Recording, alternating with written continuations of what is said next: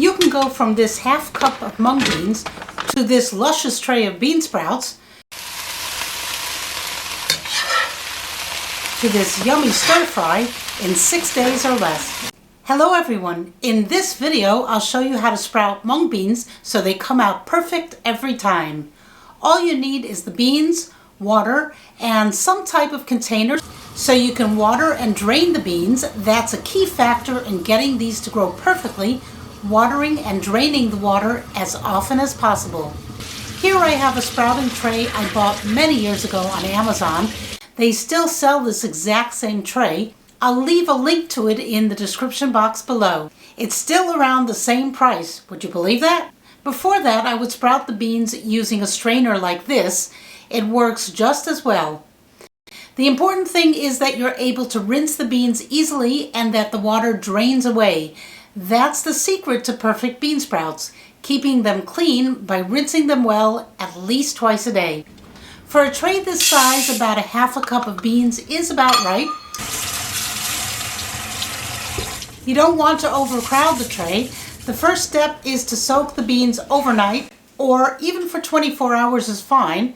This will soften the beans and get the sprouting process started more quickly. The next morning, rinse the beans again and then spread them out on the tray in one layer. Make sure they're not overcrowding each other. If they're too crowded, you may have problems with mold, so make sure the layer is not too dense. I used a half a cup for this tray, and that's just about right. I used a layer of paper towels, both below and above the beans, and then put some weight on them. You'll see later in this video that I discarded the paper towels. They were not a good idea. I think they were impeding the airflow, and the sprouts need air circulation to keep them from getting moldy. So don't do as I do. Don't use paper towels. The weight seems to help them grow stronger and thicker stems. Find something that will fit over the beans nicely. If you're using a round strainer to grow the beans, then a couple of round dinner plates may work just fine. If you're using this sprouting tray, then another similar type tray, such as a baking tray, will work. You can add additional weight with cans or jars. Use your imagination. Cover the tray with a towel to keep out any light that might get in. This will keep the sprouts a pale yellow color, which is the way most people like them.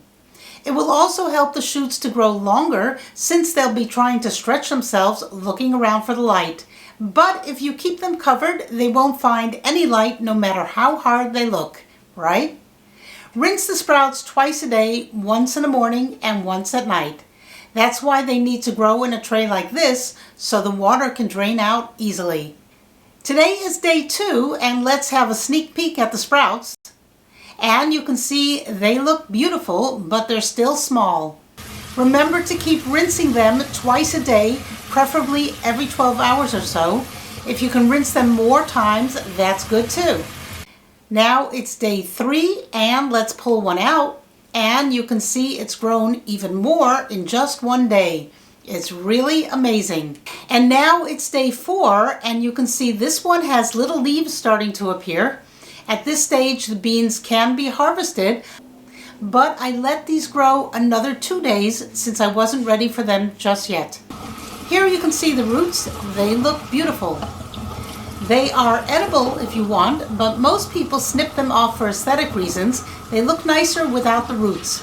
You can use these sprouts fresh by tossing them in a salad, or you can steam them as you see me doing here, or stir fry them. A little garlic and soy sauce are all that's needed. Of course, you can spice it up any way you like. Just don't steam or stir fry them too long. You want them to keep their shape and not be too wimpy or limpy.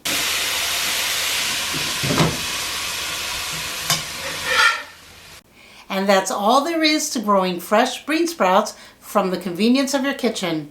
Much cheaper and fresher than buying in the supermarket. I hope you give this a try. Thanks for watching. Bye.